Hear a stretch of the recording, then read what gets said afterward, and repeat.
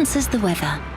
You're watching GB News live across the UK and the world on our digital stream. GB News is Britain's news channel. We are the UK's home of discussion and debate from all perspectives. We are here for you. Don't forget to join our YouTube community by clicking on that subscribe button.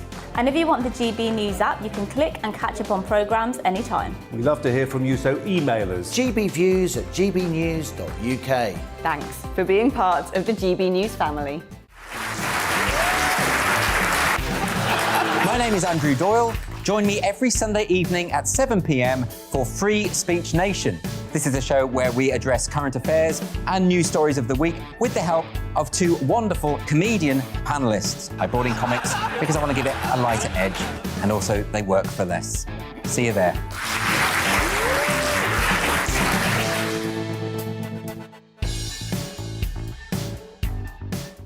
Join my show Farage, 7 p.m. till 8 p.m. Monday through Thursday. And there you will get opinion, analysis, debate, and I'll cover stories that nobody else dares to touch. And then for the last 15 minutes, talking pints. We're over a drink. We have a civilized conversation with someone. We very often disagree, but we do it in a grown-up way. Come and join me on Farage.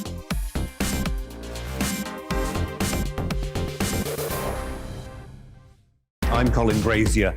I've reported from more than 70 countries around the world, covered wars from Afghanistan to Iraq, from Lebanon to the Balkans. I'm trying to bring that experience, that feel for events, to the studio. And something else. I'm ready to give an opinion. Today's stories with a spark. Brazier from 8 p.m. weekdays on GB News.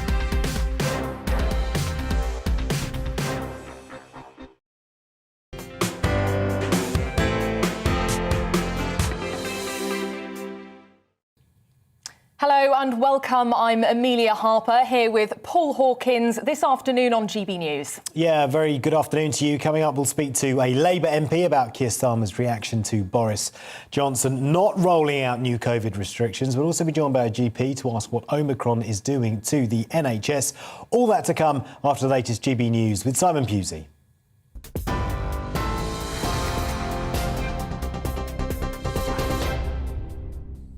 Thanks, Paul. This is your news at midday. New Year's Eve parties have been given the green light to go ahead in England after the government announced there will be no new restrictions before the end of the year.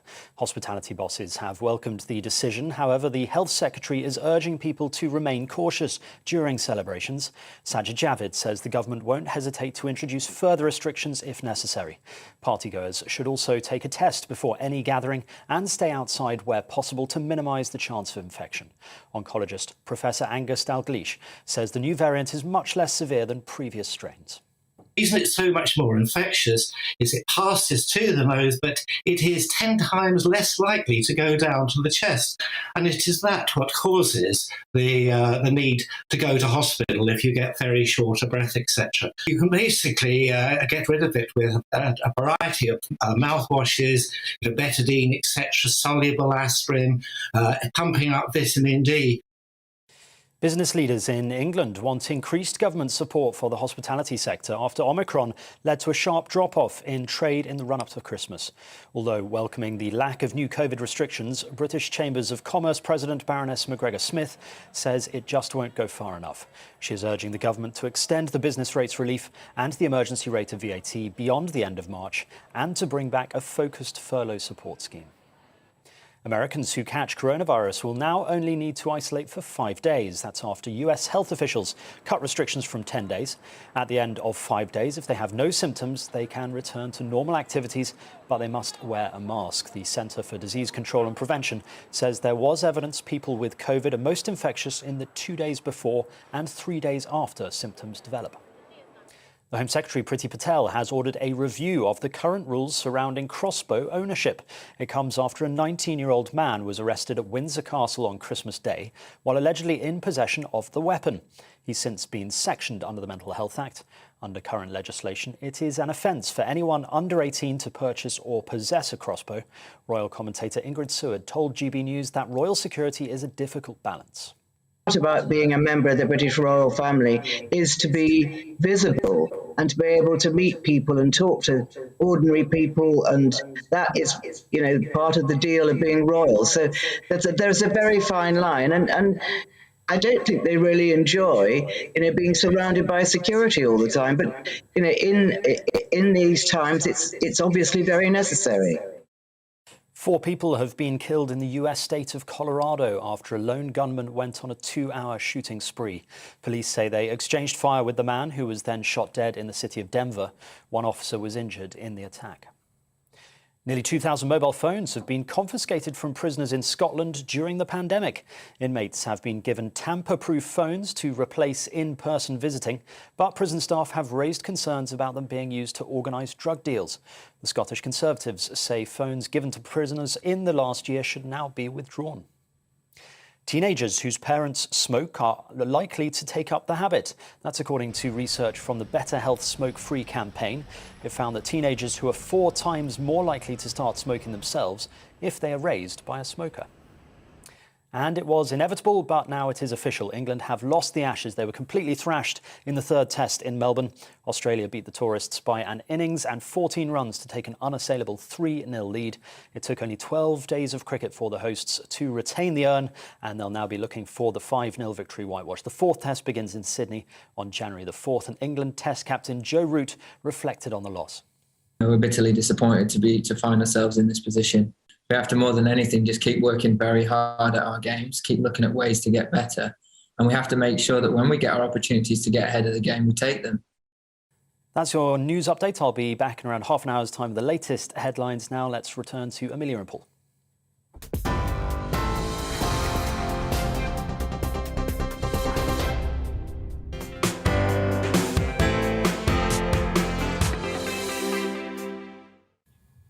Thanks, Simon. Well, we'll have more on that cricket defeat, but first we'll turn to coronavirus. Boris Johnson confirmed last night there'll be no further COVID restrictions in England before 2022. That's not far away, giving mass events the go-ahead and leaving nightclubs open for New Year's Eve. That's in contrast with all other UK nations.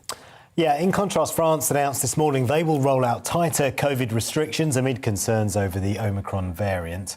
Those restrictions will begin on January the 3rd. Many businesses in England have breathed a sigh of relief, but some medical professionals are horrified, calling for a more cautious approach. Well, later we'll hear from a nightclub owner, but first a GP. Joining us now is Dr. Lawrence Gurlis. Welcome to the programme. You're the CEO of Same Day Doctor. Dr. Gurlis, weighing up all of the impacts of restrictions, like things like mental health, with the physical risks, do you think this was the right decision by the government? Yeah, good morning, Amelia and Paul. Yes, absolutely the right decision. It's something I said should happen. It's something I said would happen. And that's because I'm here on the front line. I'm seeing people. We're seeing a lot of people with COVID, but the symptoms are unbelievably mild. I saw a chap this morning who's just getting over COVID. His symptoms, he had backache for 2 days. That's it. I've seen another person who had a headache for 1 day, and someone else with a slight runny nose. That is what Omicron is. And the beauty of it is it's driven out the Delta variant because it's so transmissible. And we're now dealing with a very, very mild virus. The issue is it's highly transmissible. I don't believe we can even think about zero COVID anymore. And I'm not even remotely concerned about the very vulnerable catching this because it is so mild. I've just seen a report from UKHSA of the 8,000 patients in hospital with COVID at the moment. The actual number being treated for COVID is actually only 29% of them. In other words, the vast majority of people with COVID in hospital are in for other reasons. So all in all, despite the high number of positive tests, which is not exactly the same as actual cases, there's great cause for optimism. And I look forward to 2022, and I will predict, and I'll say it here now, there will be no new restrictions in the new year because of the mildness of this virus. But Lawrence, many of your colleagues and indeed, some politicians are saying that it's not about the severity of the disease that's caused by this new variant. It's about the fact it is so much more transmissible, to which you allude, that transmissibility is going to drive up cases to such an extent that even a tiny, tiny percentage of that could overwhelm the NHS. Yeah, I think that you're right to raise that, Paul. I think the real problem with the NHS is actually staff absences. And they were right to reduce the isolation period from 10 days to 7 days. I'd like to go a bit further and do what the Americans have done and reduce it to 5 days with negative lateral flow, because that's the real problem in the NHS is staff shortages. But let me remind you, there are always staff shortages at this time of year. Doctors and nurses plan their holidays to take time off at Christmas, and they deserve it. It's run by a skeleton staff anyway every year. And if you look back at newspaper headlines for the last 15 or 20 years, there's always a midwinter crisis. There are always respiratory viruses in the UK. We have that sort of climate that encourages that. So I don't believe this is any different from where we would be if we had a mild flu epidemic. So again, I think Dr. Gurlis, nurses might potentially disagree. We've heard a lot from practitioners that they are really quite concerned, actually, going into winter about the pressures. But I just want to ask you, actually, a question with how busy are your practices, and are enough people actually getting their booster jabs now? Well, people are, yes, the booster rollout is going extremely well. We are busy with other respiratory infections. I mean, this is the other thing. Because last winter, we were all locked down, we saw no coughs and colds. I'm sitting in clinic today. I've got patients sitting here waiting, and the majority of them have non-COVID respiratory infections. Coughs and colds, there's a horrible bug going around that gives you a sore throat and a cough. That is not COVID. So, this is actually now normal for a London winter.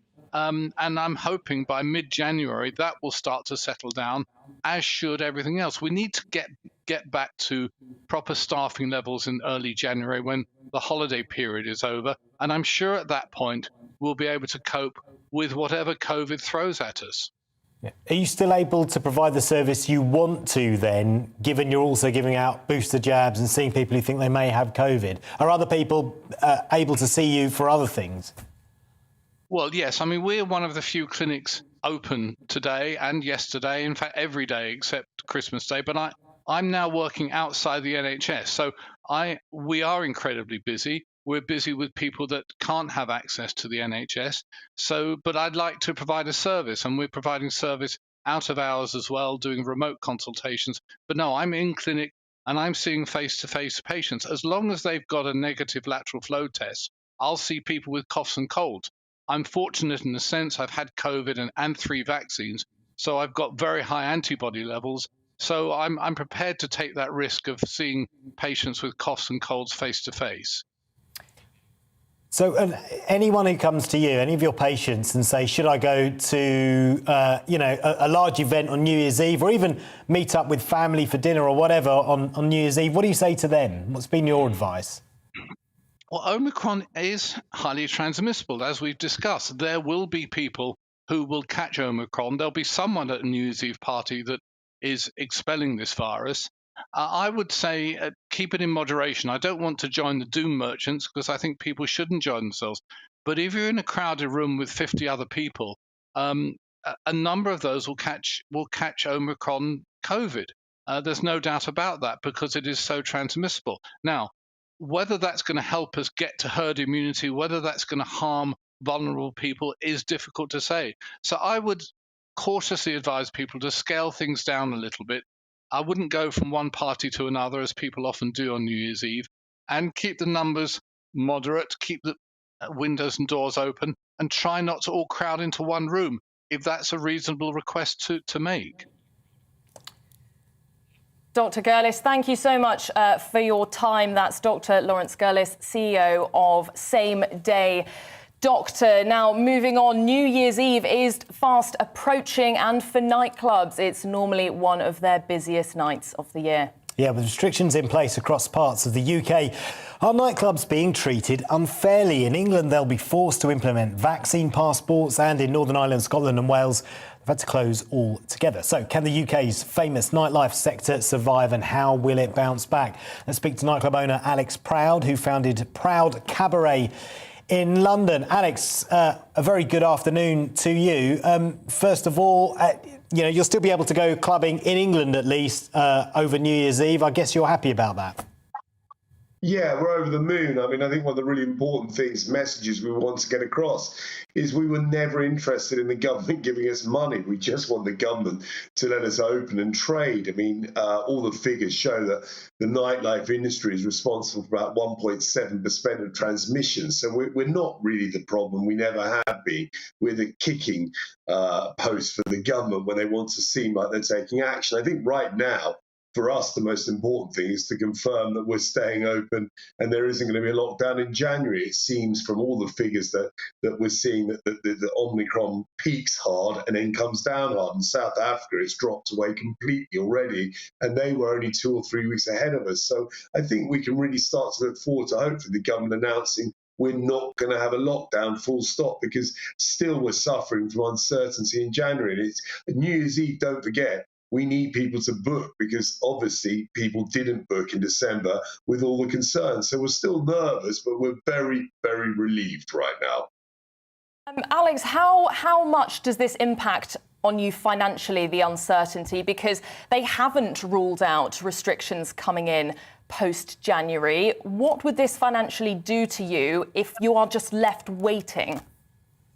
It's a disaster. I mean, in December, where people were nervous about there being a potential lockdown, we probably lost, myself, 30% or so, which is about £300,000. The problem is the way financing works is that's the top of the pie, that's the profit, that's the bit that matters. New Year's Eve by now would normally be sold out across our venues quite some time ago, and we're still selling tickets, and probably, we're not far off sold out, but nowhere near the demand we normally have. And January right now looks worryingly quiet. I'm hopeful that as confidence returns, as I'm hoping we'll see that in London, where Omicron started, it seems that infection rates might already be dropping. If we can see that, hopefully confidence will return to the market. But we need a clear message from the government. And I think we need to get away from the doom message, the worst case scenario.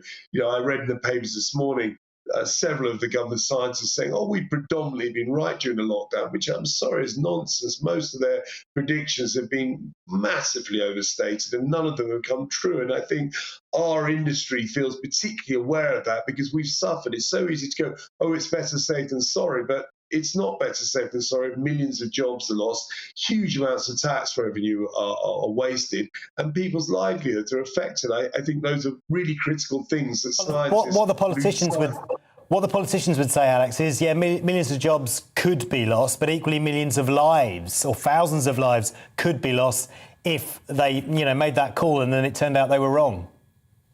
I mean, I think that's demonstrably wrong, because obviously if we take the horrific statistics of 150,000 lives lost, but if we then take away the people that were predicted to have sadly passed away within 3 months of COVID, the people who were sadly going to pass away anyway, those figures are considerably less. And we do need to think about the cost of economics. £350 billion spent might have saved considerably more lives. If we spent £350 billion on the NHS or on nutrition or on giving people decent meals or whatever else, we might have found that we saved far more lives. £350 billion buys you an awful lot of hospitals, medical care, doctors and training. And I think it's that bit that we lose sight of, the sheer scale of the money we've spent might have been badly spent. An example would be, at the moment, we sadly 3,000 or so people die a year on the roads of Britain. If you spent 300 billion on car safety, they wouldn't die. The sad fact is we can't spend every penny in the world saving every life. We have to rationally decide how to spend money, and I think that's where we've often gone wrong. There have not been cost comparisons done on how we spend this money, and that's where we've gone wrong, and we keep going wrong. Your time, Alex. Thank you for joining us this lunchtime. That is nightclub owner Alex Proud. And again, we go back to that. We keep going back to that recurring theme, which is that the government always trying to weigh up public health versus the economy and trying to get the balance right. It's a difficult decision, and we're not sure exactly where Labour stand. I mean, they have backed the government, haven't they, over COVID restrictions? But on this latest decision not to implement further restrictions in England, it's not quite clear, is it, what Labour's position is? No. Well, coming up, we will talk to a Labour MP about her party's reaction to the latest COVID announcements. Does Labour support Boris Johnson's decision? It's not so clear, Paul, but first, we'll take a look at the weather. It's time to remind ourselves there's always another winter. Canary Islands sponsors the weather. Looking ahead to this afternoon, and the UK is looking rather cloudy, but it will turn increasingly dry. Let's take a look at the details.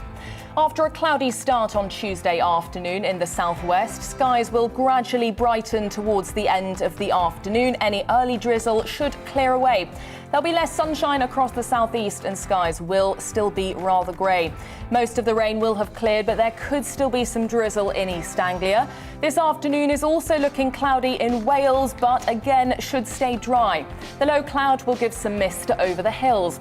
The cloud will also extend into northwest England, giving a grey afternoon. However, the morning rain will have cleared away to leave dry weather here.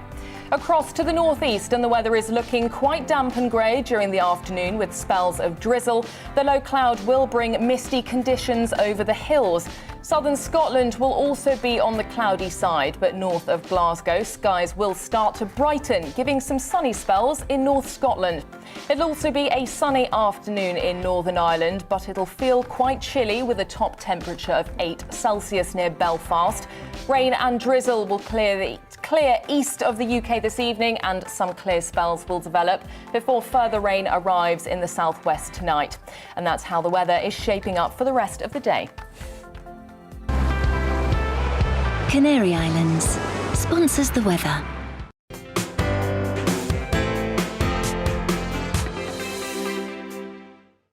You're watching GB News live across the UK and the world on our digital stream. GB News is Britain's news channel. We are the UK's home of discussion and debate from all perspectives. We are here for you. Don't forget to join our YouTube community by clicking on that subscribe button.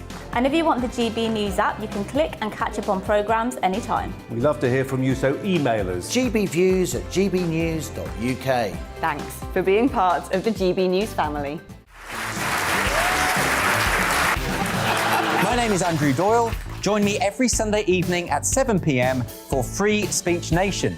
This is a show where we address current affairs and news stories of the week with the help of two wonderful comedian panellists. I brought in comics because I want to give it a lighter edge, and also they work for less. See you there.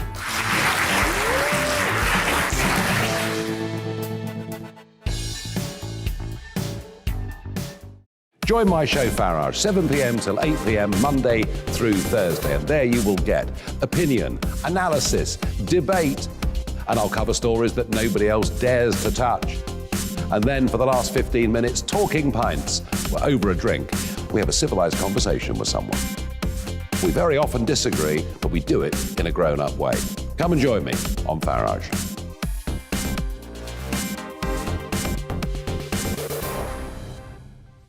I'm Colin Brazier. I've reported from more than 70 countries around the world, covered wars from Afghanistan to Iraq, from Lebanon to the Balkans. I'm trying to bring that experience, that feel for events, to the studio. And something else. I'm ready to give an opinion. Today's stories with a spark. Brazier from 8 p.m. weekdays on GB News. Join us for Political Correction. We're here every Sunday to correct politics and put you, the people, back in charge. We talk about all areas of the United Kingdom, including Northern Ireland. Our debate goes way beyond the Westminster Village. It's about the real country. It's about your opinion. So please, we want you to tell us what you think. This is Political Correction. Every Sunday morning from 10 a.m. here on GB News.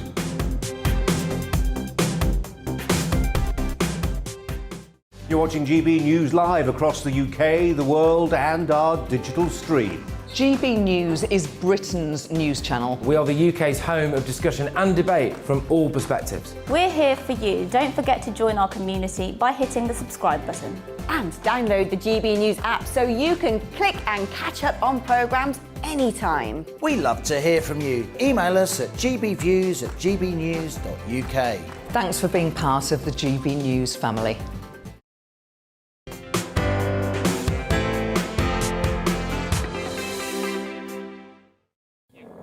Welcome back to GB News Live with Amelia Harper and Paul Hawkins. 25 minutes past 12. Next up, we're going to talk about the political reaction to Boris Johnson's decision not to reintroduce restrictions, further restrictions in England anyway. It's unclear if Labour support his latest decision. Wes Streeting MP, he's Labour's Shadow Health and Social Care Secretary, said on Twitter last night, after a difficult 2021, people will be relieved to see no new restrictions ahead of the new year, but will need reassurance that this is the right decision being taken for the right reasons and that schools and the NHS will be able to cope. But what do Labour MPs have to say about the alternative their party is or is not offering? Well, joining us now is Siobhan McDonough, the Labour MP for Mitcham and Morden. Just tell us what you think about these restrictions. And I also want to address this response from Labour because it's quite vague. I don't think so. What Wes is saying is that, we're as delighted as anybody that people's plans, their new year is not going to be ruined by further restrictions. It's just that with this, you always have to have an eye on the data. You always have to look for the future. And over the last couple of years, we've seen decisions that are made too late and result in worse outcomes. So we're just being cautious because as yet, we've not had that same data shared with us as the government will have had the opportunity to see. So you're waiting for the data from the government and then you'll decide whether the government has made the right decision or not? Well, I hope the government has made the right decision. There are some figures that we know. What we're particularly looking at is if the number of admissions to hospitals in London in particular reached 400, then something would have to happen. Now, clearly, that hasn't hit that number. So it looks like the system with cope. Because with all of this, you're always looking to what will happen in the next week, the next 10 days, what will happen to admissions in hospital. Because, certainly in London, we are in a difficult place because 1 in 20 of us have got the virus, and that has a huge impact on the staff in our hospitals and our care sector. And also, I am sure that we all desperately want the schools to open next week. So it's really important that there's a plan to do that. On that issue of staff shortages, we were speaking to a doctor about 10 minutes ago and he said he would like to see the self-isolation period cut even further to 5 days as they're doing in the United States. Is that something you'd like to see Labour back? If the science accepts it or if it's right by the science, yes, then that would be great. What we don't want to do is have people going back in to work in hospitals and reinfect people. So it all has to be based on the science and on the data rather than what is the political outcome you want. And what about the economics? What about the economics, Siobhan? Because a lot of people are saying, yes, public health, yes, data, yes, science. There's also an obligation to the economy and keeping it open as much as possible. Otherwise, jobs are lost. Absolutely. But what we've seen in the run-up to Christmas is that people have been self-restricting. So they've been cancelling the pubs, cancelling the restaurant tables, which has had an enormous impact on our economy and on the opportunity for people to keep their jobs. So just because the government don't say close doesn't mean that our industry and our entertainment sector is doing okay. So the government has an obligation to be straightforward and for people to feel they're making the right decision based on the facts and not their political dilemmas. Well, Siobhan, we've had the government urging caution, but if Sir Keir Starmer was in those shoes, what would he be saying? Because I think the argument is that we don't really know, and looking at the response from Labour, we don't really know what they want. what we want is for people to be safe, for our schools to be able to go back next week, for the hospitals not to be overwhelmed. And so we're saying that if the figures look like that is not the case, we don't want to restrict people's lives and their plans and their hopes to see their family and friends any more than is absolutely necessary. But like in all these things, there's a balance to be had between ensuring that we can do all those things and making sure it's safe. And it is just more complicated because of the time lag between getting the infection and actually seeing it come out or us be affected by the symptoms. So, I appreciate that these are difficult things for the government, but I want the decisions to be made on the basis of fact and not what is politically convenient. Just on a few other issues, Siobhan, it's being reported that Sir Lindsay Hoyle, the Speaker, will let MPs bring babies into the Commons as long as they behave. Your colleague Sarah Owens tweeted, "Man babies have been allowed in the Commons chamber for a while now." But what do you make of it? I think we have to adapt as an institution. We're a bit behind lots of other parts of employment and the business world. So, I trust Lindsay. He's a sensible guy. He'll want to see us make progress. Good luck and congratulations to Stella Creasy, our great MP, for actually raising this as an issue. Yeah. Are you proud of her? A picture of her. Yeah, that's right. Proud of her? Oh, so proud. Stella is one of the most effective backbenchers in the country. She's brought about the changes in so many laws. She's defeated Wonga and the payday loans. She is a fantastic woman. And what are you making of the performance of your leader, Keir Starmer, then? Because, Labour at the moment leading the Conservative Party in the polls by around about 7 points. But some Labour members I've been speaking to, they say you shouldn't be 3-0 up, you should be 6-0 up. Are you happy with the way he's been performing? I think that since about September and Labour Party conference, we've seen a lot of things improve.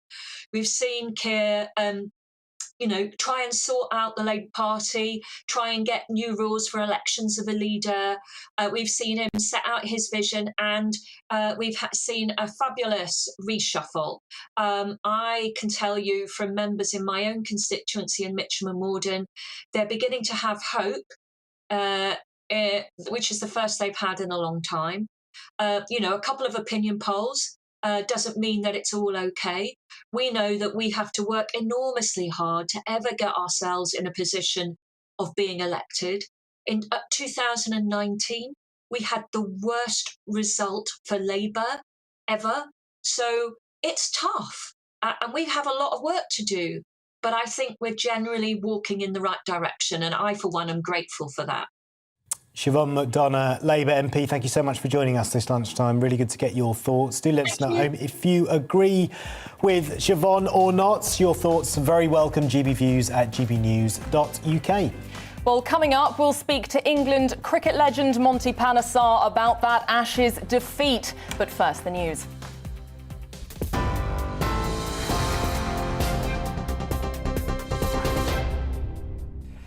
Thanks, guys. I am Simon Pusey. Here are your latest headlines. New Year's Eve parties have been given the green light to go ahead in England after the government announced there will be no new restrictions before the end of the year. Hospitality bosses have welcomed the decision. However, Sajid Javid says he won't hesitate to introduce further restrictions if necessary. Meanwhile, business leaders in England want increased government support for the hospitality sector after Omicron led to a sharp drop-off in trade in the run-up to Christmas. British Chambers of Commerce President Baroness McGregor Smith is urging the government to extend the business rates relief and the emergency rate of VAT beyond the end of March. The Home Secretary Priti Patel has ordered a review of the current rules surrounding crossbow ownership. It comes after a 19-year-old man was arrested at Windsor Castle on Christmas Day while allegedly in possession of the weapon. He's since been sectioned under the Mental Health Act. 4 people have been killed in the US state of Colorado after a lone gunman went on a 2-hour shooting spree. Police say they exchanged fire with the man, who was then shot dead in the city of Denver.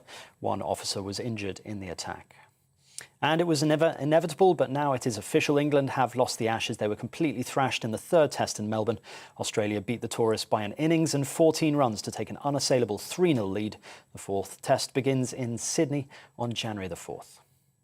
You're right up to date. I'll be back with more of today's news at the top of the hour.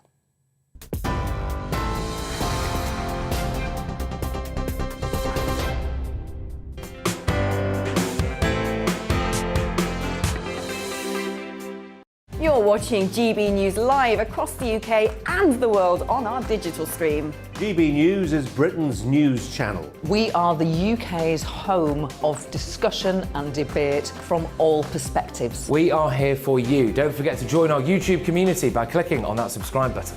And if you want the GB News app, you can click and catch up on programmes anytime. We love to hear from you, so email us. gbviews@gbnews.uk. Thanks for being part of the GB News family. My name is Andrew Doyle. Join me every Sunday evening at 7 p.m. for Free Speech Nation. This is a show where we address current affairs and news stories of the week with the help of two wonderful comedian panellists. I brought in comics because I want to give it a lighter edge, and also they work for less. See you there.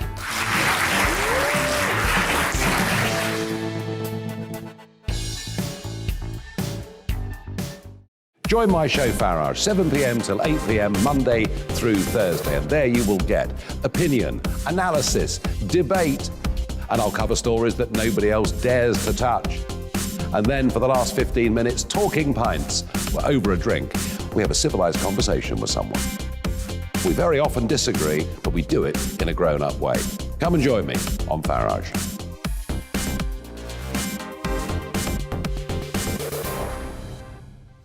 I'm Colin Brazier.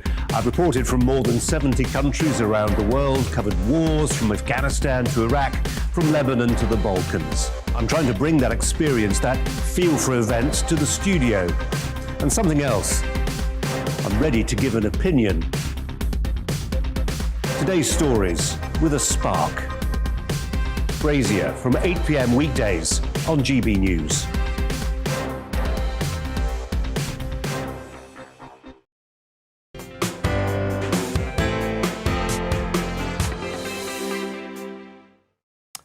Welcome back to GB News Live. Good to have you with us. And apologies, but we are going to talk about that cricket. It's difficult. How about this for a statistic? England's cricketers spent longer isolating than they did losing the Ashes to Australia. Well, Australia are 3-0 up in the series after humbling England for just 68 runs on day 3 of the third test in Melbourne. Here's what England captain Joe Root had to say about it. We're bitterly disappointed to find ourselves in this position. We have to, more than anything, just keep working very hard at our games, keep looking at ways to get better. And we have to make sure that when we get our opportunities to get ahead of the game, we take them. Well, as if that wasn't bad enough, England equalled the record for the most international test defeats in a single calendar year set by Bangladesh in 2003. Well, joining us now is former England bowler Monty Panesar. I mean, Monty, this is another embarrassing day for England's cricket team. What do you make of this, and how do they come back from this pretty big defeat? Yeah, thank you for having me on the show. Yes. Oh, that's a shame. Lots to talk about on this cricket, though. Monty's internet connection appears to be performing about as well as England's batsmen. But yeah, it was absolutely appalling. It was.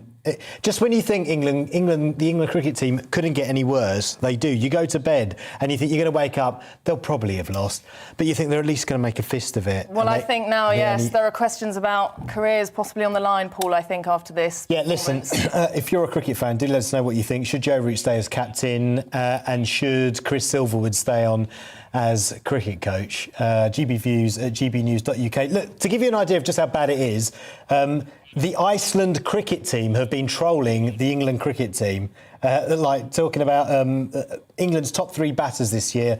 The third highest batter was extras, which is essentially what is awarded to you when the opposition's bowlers make a mistake. Yeah. It's about the best way I can explain it. And extras was the third highest batter this year. And the Iceland cricket team have tweeted that to the England cricket team. little bit humiliating. When you're getting, yeah, exactly, trolled by the Icelandic cricket team. Anyway, GB Views at gbnews.uk. Let's move on. We'll try and get Monty back up in the meantime. Travel experts warning of severe disruption over the new year as airline passengers have been hit by the grounding of thousands of flights due to staff shortages caused by COVID. Well, around 8,000 flights were cancelled globally between Christmas Eve and Boxing Day. Our London reporter Alice Porter joins us now. Alice, how bad is this disruption? Well, I've been having a look and the latest figures show that more than 2,000 flights have been cancelled today.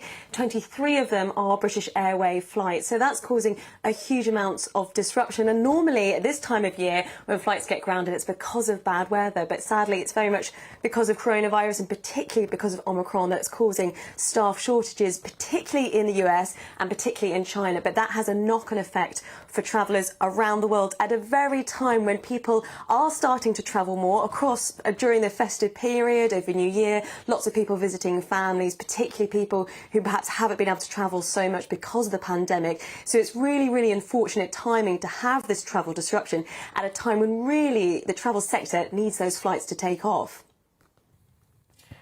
Well, Alice, if we look to January, what do you think the situation is going to be then? Could it get even worse? I think there's a strong possibility of that. I mean, if we look in the UK at the moment, we've had the travel sector was actually starting to pick up towards the end of this year, and then Omicron hit, and then the government brought in some more regulations and restrictions in terms of testing, understandably to stop the spread of Omicron. But the unfortunate reality is that has a negative impact in terms of passengers. It's seen as less attractive to fly and go away, and that has a knock-on effect for airlines. And of course, the sector has been so badly damaged, and there's a real concern that if these restrictions that are in place currently, if they continue, then it could make the sector have more of a downturn, which is really worrying. But then let's just say you are able to book a flight and you're happy to take the risk and do your testing. Question is, well, where do you go at the moment? So of course, France, Germany, they've pretty clear that they're not having travellers from the UK. Austria say you have to have had your booster. So that takes up a whole of that winter market of people who might go skiing. And then of course, if you see all the travel disruption that's happening at the moment, for those people who might think of a quick sort of winter getaway for a few days, you find that quite off-putting. And the concern is that over the next month or two is that other countries that are kind of catching up with Omicron may impose more restrictions. That's what Paul Charles, the travel expert, was saying to me when I spoke to him earlier.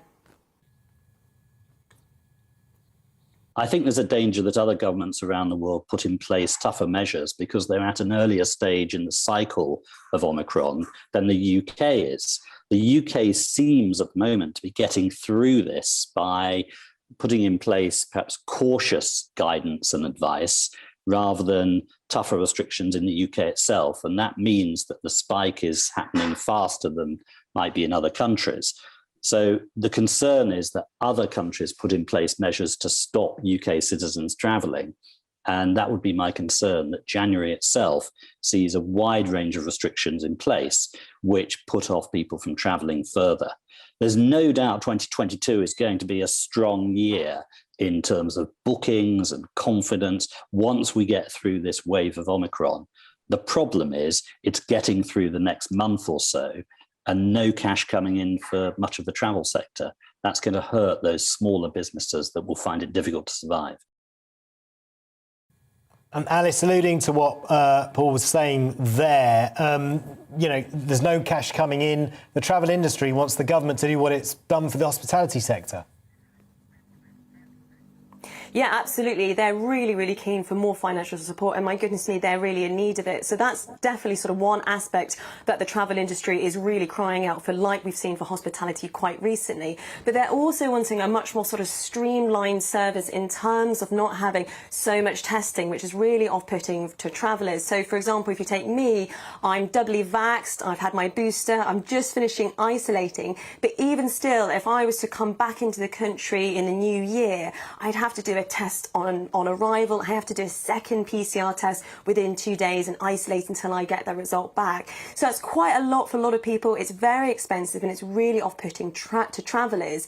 The worry is we have got a government sort of review of their travel plan on the 5th of January, but there's no indication yet that they're going to change these rules anytime soon. But I think that, coupled with any sort of financial sort of grants from the government, but also the returning of the furlough scheme, which may, again, for some people may think, oh my goodness me, that takes us back a whole year ago. Is that necessary? But there are many in the travel industry who would say, yes, it is, because of the way it's been so badly impacted and the way it is so integral to the whole of the wider UK economy. Well, thank you, Alice. That's our London reporter, Alice Porter. Well, I have to say my foundation pool has been getting lighter and lighter because I cannot get anywhere to get a tan. Right. So that's just money being spent, but never mind. Right, OK, maybe you need to get a stronger lamp then.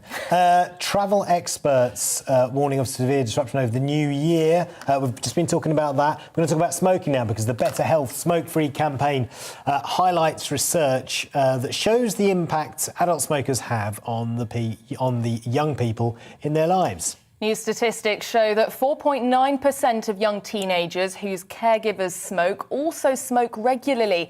On the other hand, 1.2% of those whose caregivers do not smoke. Health Minister Maggie Throop said she hoped the research would give parents extra motivation to quit smoking. Well, here to tell us a little bit more about this is clinical psychologist from University College London, Dr. Bettina Honan. Welcome to our show. Just tell us a little bit more about these statistics, and has the pandemic actually, with respiratory being at the heart of this, impacted people's decisions to stop smoking possibly? Yeah, so there is this significant and growing body of evidence that's showing that children are 4 times more likely to become heavy smokers if they have parents or caregivers who are smokers themselves. We know that the primary motivators for people to want to give up smoking are to do with health, to do with money, but also to do with family. And so this research is really important. It's based on a social learning theory, which is one of the oldest theories in psychology, which says that children learn by observing and by imitating the most relevant models in their lives, and parents are those models.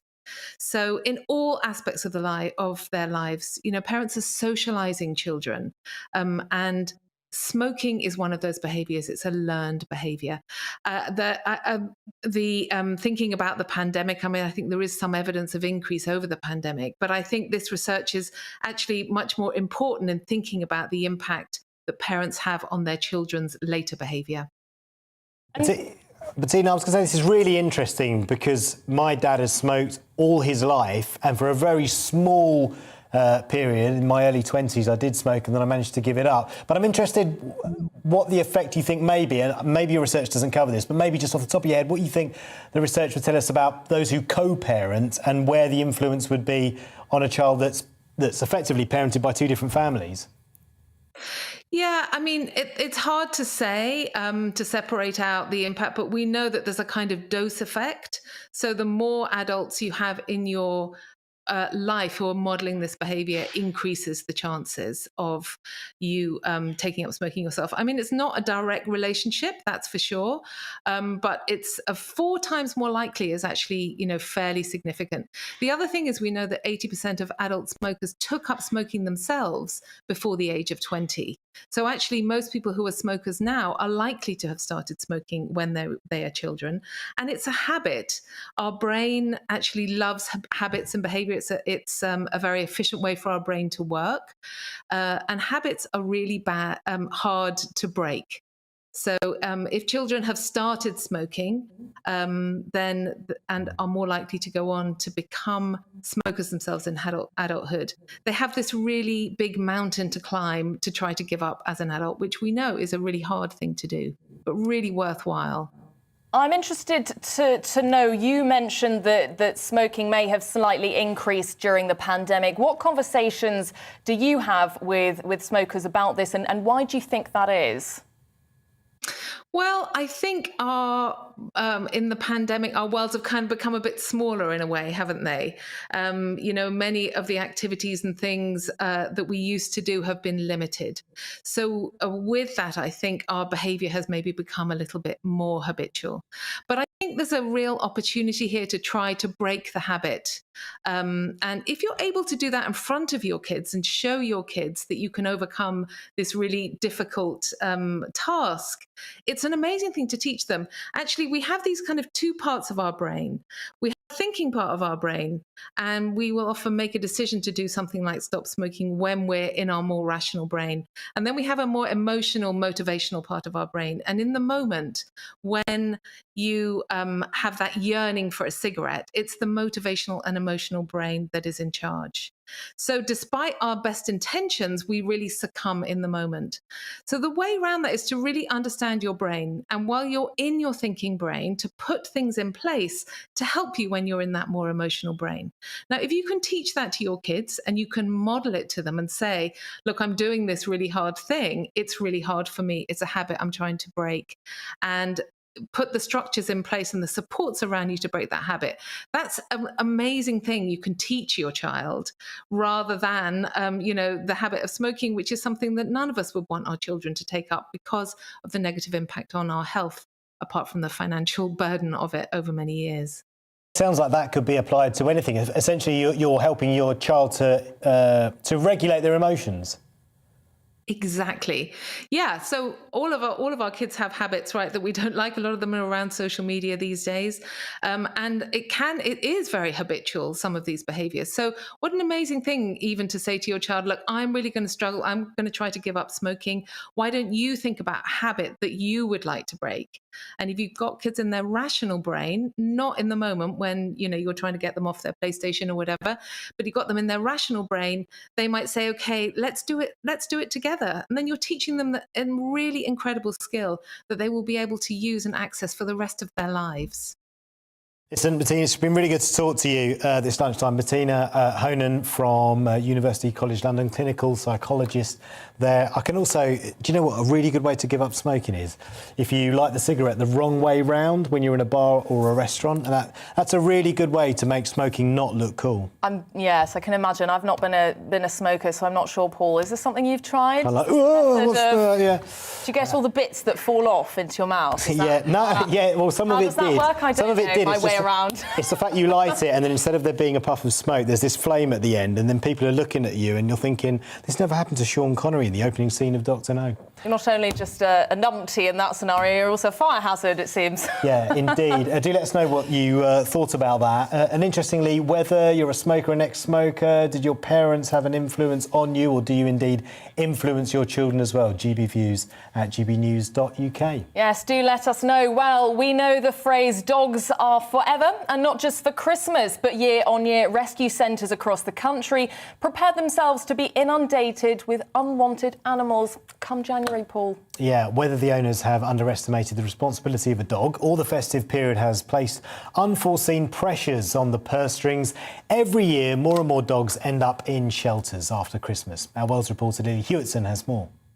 With doe eyes and an infectiously waggy tail, on first glance, Scooter would be the perfect Christmas gift for a loved one, but with multiple health complications, his adopters will need to be patient and loving. Four-legged friends are a popular choice of present at Christmas, but this means dog shelters like Hope Rescue have an extremely busy January, sadly having to rehome unwanted animals. Sometimes people overestimate the work that goes into looking after a puppy, and other times they simply become too expensive. We always see an increase in the number of strays that come into us in January and the number of owners who are ringing us for help. Now, sometimes that may be an owner who has purchased a dog over the festive period and can't cope, but more often than not, we're seeing that it's people whose situations have become perhaps more desperate over the festive period, perhaps money has become more tight, they're struggling with vet bills, or potentially even the stress of that festive period. People are feeling a bit lower and then they're struggling more with their dog's behaviour or their circumstances changing. So we certainly see a big increase in the demand on our services in the new year. I think potentially a lot of low welfare breeders do a lot more breeding towards the Christmas period. That's people who are breeding more for profit, not for welfare. fair. And then the trap that some people fall into is because they are desperate to get a puppy for Christmas, they perhaps buy a dog that isn't quite suitable for their environment, and then it's quite a stressful time of year anyway, busy. That's quite difficult for a dog to adjust to a home during that busy time of year, and I think then it's a little bit of a perfect storm in a lot of ways. Maybe Father Christmas left a puppy for you under the tree. How can you make sure it feels happy and safe in their new home? So obviously it can be quite exciting if someone has gone and done that for you. So I think the biggest thing to remember is that the dog itself doesn't know it's a present. So as far as the dog's concerned, they're in a new environment, so treat it nice and calm. So don't kind of overhandle them. The first instinct is to go in and cuddle them and kiss them all over, but actually that's going to be really stressful for the dog. So allow them to kind of come around, assess the house, see where they are, and again keep everything nice and calm, so don't kind of overwhelm them with lots of things happening around them. So if you're tucking into a turkey with the help of a new puppy today, make sure you're ready to give them a home for life. Lily Hewitson, GB News. Well, that was rather lovely. Well, coming up, we will debate who had the worst political year, Boris or Keir Starmer. All of that coming up, but first, the weather. It's time to remind ourselves there's always another winter. Canary Islands sponsors the weather. Looking ahead to this afternoon, and the UK is looking rather cloudy, but it'll turn increasingly dry. Let's take a look at the details. After a cloudy start on Tuesday afternoon in the southwest, skies will gradually brighten towards the end of the afternoon. Any early drizzle should clear away. There'll be less sunshine across the southeast, and skies will still be rather grey. Most of that rain will have cleared, but there could still be some drizzle in East Anglia.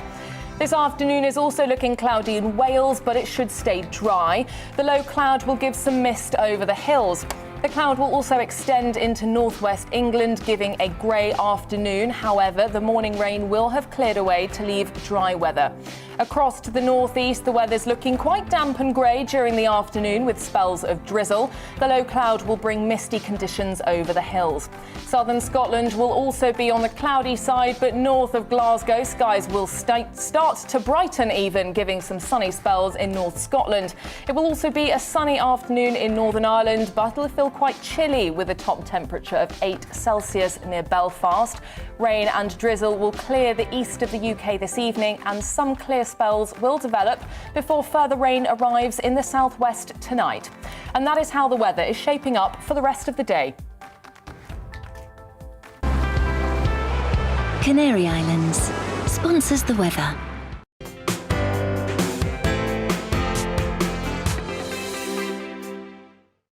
You're watching GB News live across the UK and the world on our digital stream. GB News is Britain's news channel. We are the UK's home of discussion and debate from all perspectives. We are here for you. Don't forget to join our YouTube community by clicking on that subscribe button. And if you want the GB News app, you can click and catch up on programmes anytime. We love to hear from you, so email us. gbviews@gbnews.uk. Thanks for being part of the GB News family. My name is Andrew Doyle. Join me every Sunday evening at 7 p.m. for Free Speech Nation. This is a show where we address current affairs and news stories of the week with the help of two wonderful comedian panellists. I brought in comics because I want to give it a lighter edge, and also they work for less. See you there.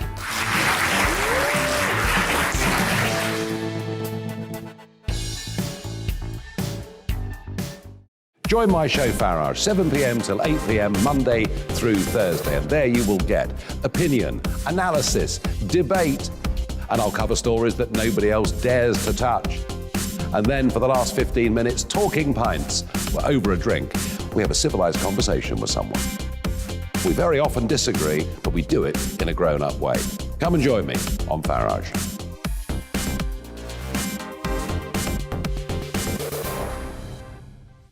I'm Colin Brazier. I've reported from more than 70 countries around the world, covered wars from Afghanistan to Iraq, from Lebanon to the Balkans. I'm trying to bring that experience, that feel for events, to the studio. And something else. I'm ready to give an opinion. Today's stories with a spark. Brazier from 8 p.m. weekdays on GB News.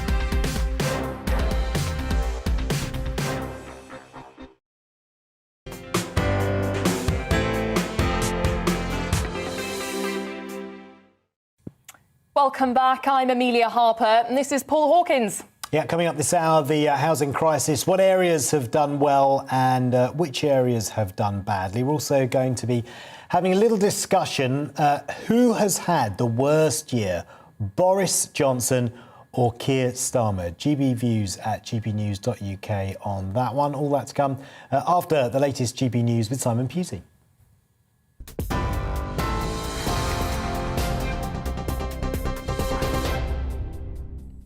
Hello, I'm Simon Pusey and this is your news at 1 o'clock. New Year's Eve parties have been given the green light to go ahead in England after the government announced there will be no new restrictions before the end of the year.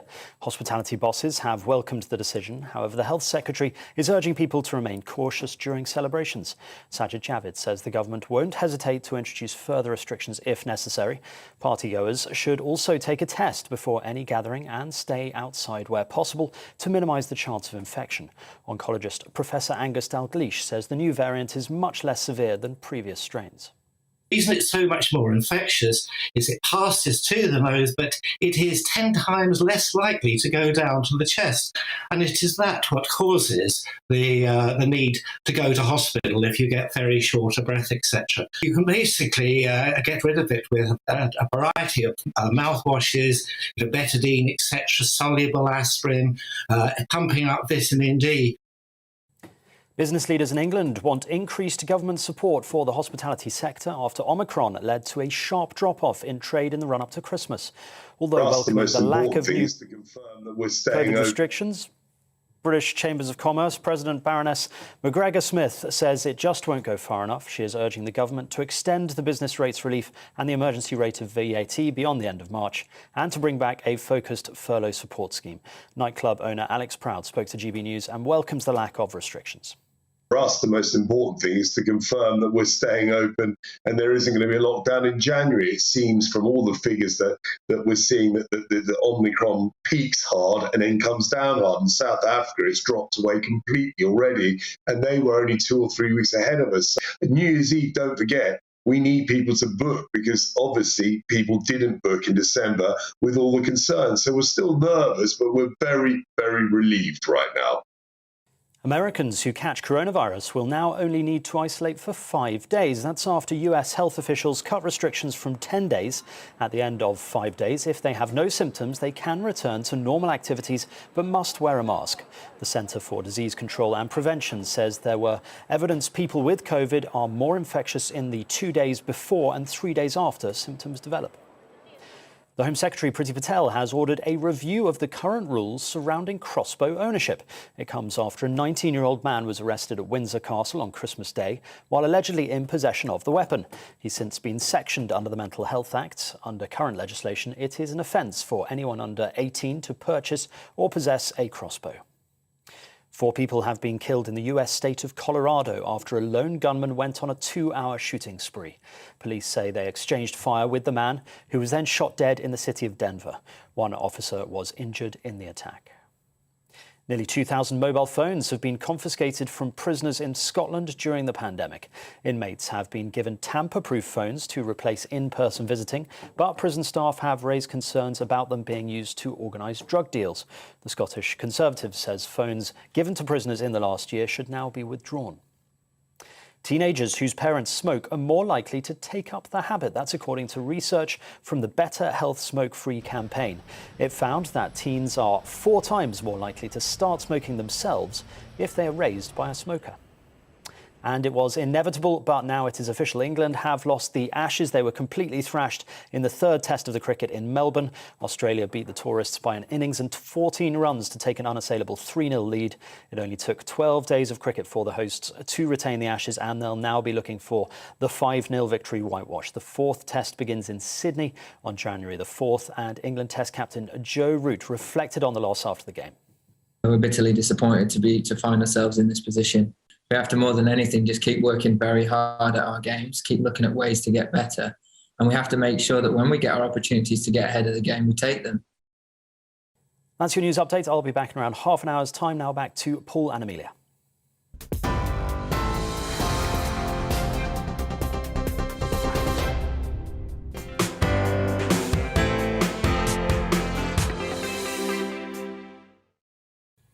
Thank you, Simon. Welcome back to GB News Live with Amelia Harper and Paul Hawkins. We're going to talk about housing now, particularly outside London, because Britain's prime housing markets outside the capital surged at their fastest rate in a decade in 2021. It will have been a housing boom for some and a house price crisis for others. Prime bracket properties, which usually make up the top 5 to 10% in value, average 9.3% growth outside of London. That's according to property advisors Savills. The Cotswolds and coastal areas like Devon and Cornwall were among the strongest performers this year, largely due to shrinking supply yet high demand. Well, joining us now is Chief Executive of property consultancy SPI Capital, Anna Claire Harper. Anna, a very good afternoon to you. Shrinking supply, growing demand, it was ever thus. Yeah, absolutely. There's a lot of interesting things about this story, but most importantly, it's across the market. We've got really limited supply and wildly growing demand. So unsurprising in many ways. So, looking at these areas, these prime, I'll be honest, we hadn't heard of prime price bracket. These seem like very expensive properties. They're just not in London. Absolutely, absolutely. Lovely, large properties in very attractive areas where there's such short supply because, for example, Devon, Cornwall, the Cotswolds, the areas that were mentioned in the Savills research, a lot of them, large parts of those areas are restricted in terms of what you can build. And so you've got necessarily a restriction on supply. You've got areas of outstanding natural beauty where it's much harder to build new properties. And then at the same time, you've got lockdown, or repeated lockdowns that have led to people wanting more space, more comfort from their properties and being willing to pay that price to buy more expensive properties. So as you said, it really is. It's limited supply and growing demand. Well, absolutely. I mean, how has this changed over the pandemic? Because we hear that many people want a study, they want some outdoor space because home working seems to be the new normal, really. Yeah, absolutely. And actually compare this prime house price growth with what's happened elsewhere in the market. And it's been very similar. You're looking at sort of around 10%, 10.5% was the latest government statistic in terms of annual growth. And that's for the year to October. So very similar levels of growth across the market, double-digit growth. And at the same time, you've got detached properties leading the way throughout the market at 14% growth in the year to October. So all the way across the market, it's these bigger properties where people can have a bit more space to roam around in, to have studies for their kids. And these are really proving very popular. Especially if they've got gardens, outside space and so on. And that really is the most attractive thing, which in a way for investors means that you can find some value in smaller properties or properties with outside space. But for most people, for most home buyers, that really is the most attractive thing at the moment. Yeah, surging demand is great, right? If you've got a house already, if you're already on the housing ladder, really, you either need financial assistance to get on the housing ladder or you need increased supply to build more houses. Have you seen anything from this government? And we should say that, governments of all political parties have failed to build enough homes. Have you seen anything from this government to make you think that supply is going to increase enough? Not really, and it's not necessarily entirely the government's fault because they really do have a difficult problem to solve. We've got a very difficult planning system in the UK, which means that even worse through lockdown, there's been a real delay in terms of how quickly people can get planning permission.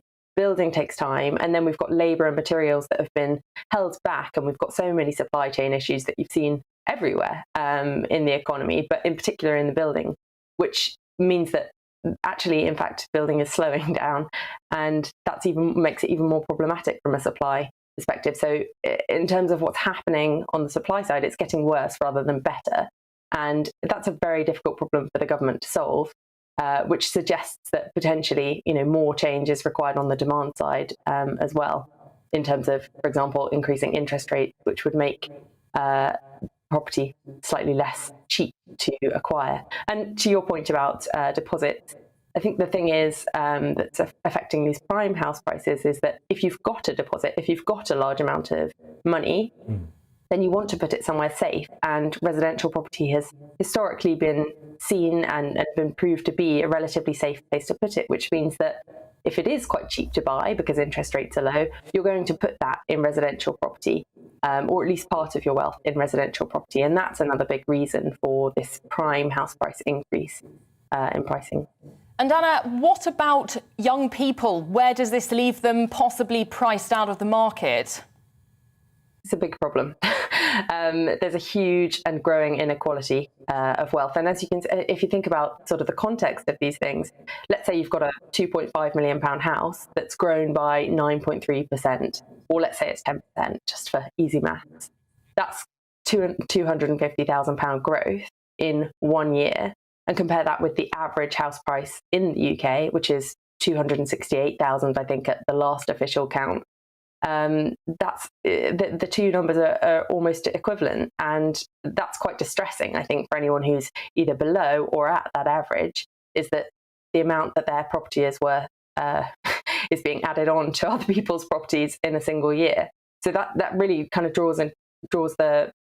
shows the context, but it is very distressing. And I think without some kind of taxation, this will not be evened out. But at the same time, it's very difficult politically. It's a political football, unfortunately, the housing market. So it's a very difficult problem to solve, and possibly not one that is going to be solved by this government or the...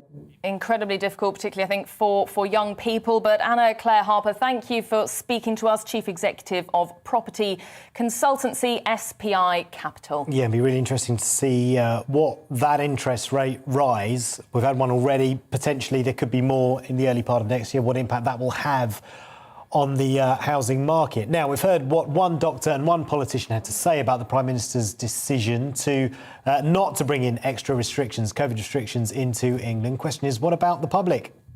Well, our reporter Anna Riley has spoken to people in Yorkshire to get their views. Anna, what are people saying where you are? What's the reaction? Good afternoon, Amelia and Paul. There's been a real mixed reaction here in Yorkshire to the news that England isn't going to follow suit of Wales, Scotland and Northern Ireland in tightening up restrictions and reducing social interaction. It comes after the Health Secretary Sajid Javid told people that they should remain cautious and urged people to test themselves before meeting with friends, and if they are going out and celebrating on New Year's Eve, to potentially even do that outdoors. And it comes as well with the government still pushing people to go for their booster jabs, their first or second, if they are eligible to get them. Now, this response comes after data looking at hospitalisations by the government, but they've also been looking at calls from the hospitality industry as well. It's something that's really fared difficult during the pandemic. Pre-pandemic levels, Christmas time, it's down 40% for the hospitality industry. So that's something that they're certainly happy about coming up to New Year's Eve. But like you say, I went out and spoke to people on the streets of Hull about how they think the government has handled this recent restrictions coming in or not coming in. And this is what the people had to say to me. Let people enjoy it this year and then bring it in. But to bring it's going to affect a lot of businesses, obviously. A lot of people have already gone out of business where we used to go. So now we're having to shop elsewhere. So unfortunately that's going to affect people anyway, as we've seen over the last year. So yeah, I think it would be a good idea to bring it in because it's getting a little bit out of hand now again. Just get on with it and carry on how we are. Yeah, carry on how we are and just live with it. Like, it's not fair, is it? Like, we're going to be stuck with it for a long time and we haven't got a cure for it, so yeah. I just think he needs to decide what he's going to do and stop leaving us in the lurch right now. No one knows what we're doing, do we? And that's it. I think the COVID situation and all what's been done for us has been absolutely fabulous with our injections, our booster, but I still do believe that we still should be very, very careful. You know, I still think that people should still take care because we don't really know when this is going to finish, or, you know, we've got to still look after each other and everybody else around us and just make sure that, fingers crossed, that it will get better. But for now, I'm still keeping my mask on because it's hiding my wrinkles as well. I think it's disgusting. I think you should get another lockdown now. Definitely. because it's not get changing. They're not too bad. I think he's doing all right at the minute. Can't do much more, can he? So a real cross-section of opinion there. Some people saying the government's done the right thing, other people calling for tighter restrictions, and some people saying we just need to know where we're going to be now and maybe just get on with life as it is. Certainly though, people that are ready to celebrate New Year's Eve with friends and family or going out to pubs, they'll be pleased with this news. Will it change in the new year? Let's wait and see. Well, thank you so much, Anna, our Yorkshire and Humber reporter there. I rather like that lady with the mask. If that is a beauty tip to prevent wrinkles, I am all in. Yeah, well, covering up the wrinkles, she said. But yeah, very amusing. It is coming up to 1:15. You're watching GB News Live. Coming up, patients are being urged to help keep fit, I should say, to help fight the double challenge of cancer and COVID. So we'll talk a little bit more about that after the weather. It's time to remind ourselves there's always another winter. Canary Islands sponsors the weather. Looking ahead to this afternoon, and the UK's looking rather cloudy, but it'll turn increasingly dry. Let's take a look at the details. After a cloudy start on Tuesday afternoon in the southwest, skies will gradually brighten towards the end of the afternoon. Any early drizzle should clear away. There'll be less sunshine across the southeast and skies will still be rather grey. Most of that rain will have cleared, but there could still be some drizzle in East Anglia. This afternoon is also looking cloudy in Wales, but it should stay dry. The low cloud will give some mist over the hills. The cloud will also extend into northwest England, giving a grey afternoon. However, the morning rain will have cleared away to leave dry weather. Across to the northeast, and the weather's looking quite damp and grey during the afternoon with spells of drizzle. The low cloud will bring misty conditions over the hills. Southern Scotland will also be on the cloudy side, but north of Glasgow, skies will start to brighten, giving some sunny spells in North Scotland. It'll also be a sunny afternoon in Northern Ireland, but it will feel quite chilly with a top temperature of 8 Celsius near Belfast. Rain and drizzle will clear east of the UK this evening, and some clear spells will develop before further rain arrives in the southwest tonight. And that's how the weather is shaping up for the rest of the day. Canary Islands sponsors the weather.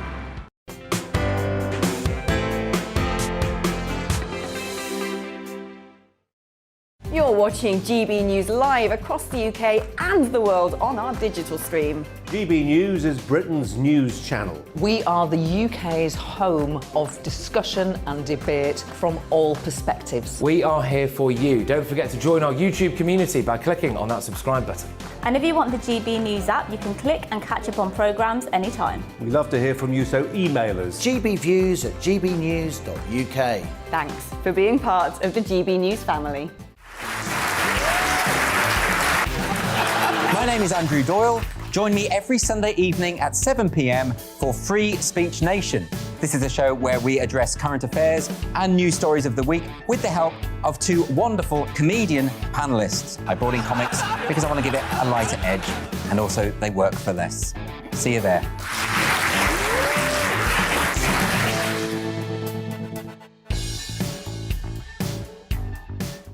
Join my show Farage, 7 p.m. till 8 p.m. Monday through Thursday. And there you will get opinion, analysis, debate, and I'll cover stories that nobody else dares to touch. And then for the last 15 minutes, talking pints. We're over a drink. We have a civilised conversation with someone. We very often disagree, but we do it in a grown-up way. Come and join me on Farage.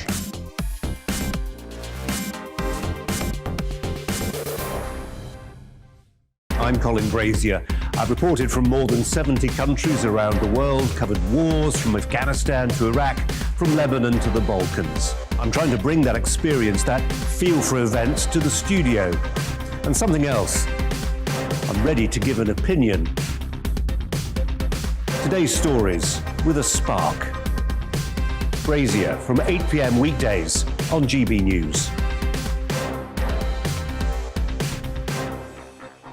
Join us for Political Correction. We're here every Sunday to correct politics and put you, the people, back in charge. We talk about all areas of the United Kingdom, including Northern Ireland. Our debate goes way beyond the Westminster Village. It's about the real country. It's about your opinion. So please, we want you to tell us what you think. This is Political Correction. Every Sunday morning from 10 a.m. here on GB News.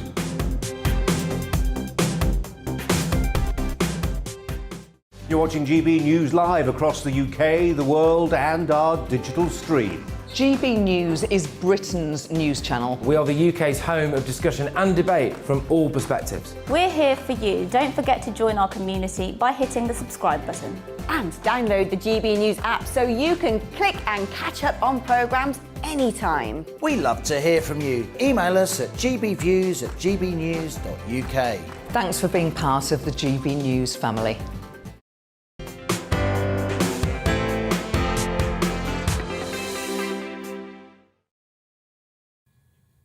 Welcome back to GB News Live with Amelia Harper and Paul Hawkins. Good to have your company this Tuesday afternoon. We're going to get some more now on that break-in at Windsor Castle a few days ago. A review into crossbow ownership has been ordered by the Home Secretary just days after that 19-year-old man was arrested at the castle, at Windsor Castle on Christmas Day, allegedly carrying the weapon. Well, what could this security scare mean for the Queen and the royal family? Well, joining us now is royal commentator Richard Fitzwilliams. Richard, welcome to the programme. Just give us an overview of what happened and how this could have happened. Well, apparently the suspect appears to have scaled a wall and, fortunately, been apprehended, according to reports, almost instantaneously. But as you know, we have seen a chilling video, and this, the images in some of the papers, I mean, the idea, according to the reports, was of some form of revenge for the Amritsar massacre of 1919. I mean, very clearly, this appears to have posed a serious threat. It's very fortunate the Royalty and Diplomatic Protection Group of the Metropolitan Police appear to have been on it almost instantaneously, but that hasn't always happened with these events, and obviously there'll be some form, I would have thought, of security review, given the dangers posed, say, by, assuming the person acted alone, a deranged or unstable individual. Yeah, we should stress that the individual that was arrested has been sectioned under the Mental Health Act, but it's still extraordinary to think that he was even able to scale the wall. If he indeed was apprehended very quickly once he came off the wall, the fact he could even climb it in the first place is very surprising, given the level of security around the castle and the height of those walls. Well, there is a precedent which may appear humorous, of course, and did to many in the context of the 21st birthday party Prince William gave at Windsor Castle. Aaron Barshak, dressed as Osama bin Laden, was able also to scale walls and get in by nefarious means, and once in almost unbelievably, until he reportedly took centre stage at some point, he was not apprehended. So the weirdest things can happen. I mean, we can look back to 1974, where several people were injured in an attempt to kidnap Princess Anne by Ian Ball, and that was a particularly ghastly episode. And of course, in 1982, the Home Secretary William Whitelaw reportedly offered his resignation to the Queen after Michael Fagin, who'd been apparently to the palace previously, managed to break into her bedroom. So there are lessons to be learned from all these episodes. Well, is the government doing enough to protect the Queen after this? Well, that's a very difficult question to answer, because obviously it's a matter that the Metropolitan Police are looking into, and obviously there will be reviews after an event of the sort.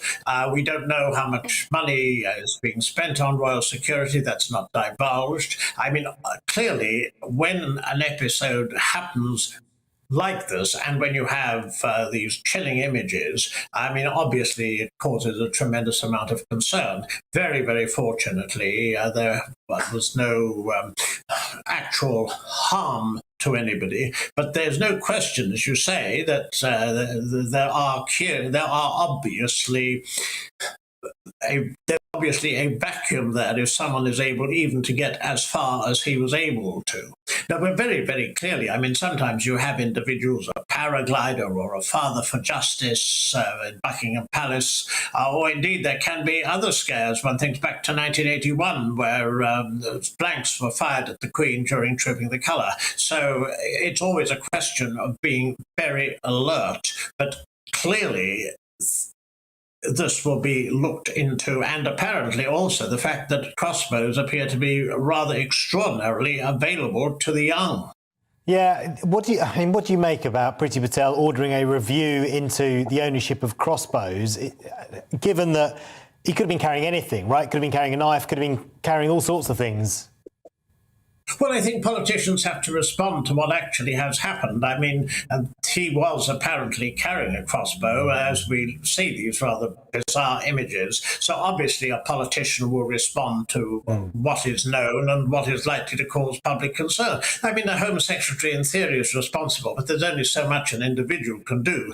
The whole point is eternal vigilance, especially when it comes to the royal family, because ours is the most high-profile royal family in the world, and this clearly, any sort of publicity, and this is the other danger of discussing this sort of thing, and also having it in the papers and having it in the news, which it's bound to be in, because unfortunately, a lot of individuals who are involved in this sort of thing worldwide, what they crave is publicity. Unfortunately, it's unavoidable in this sort of case.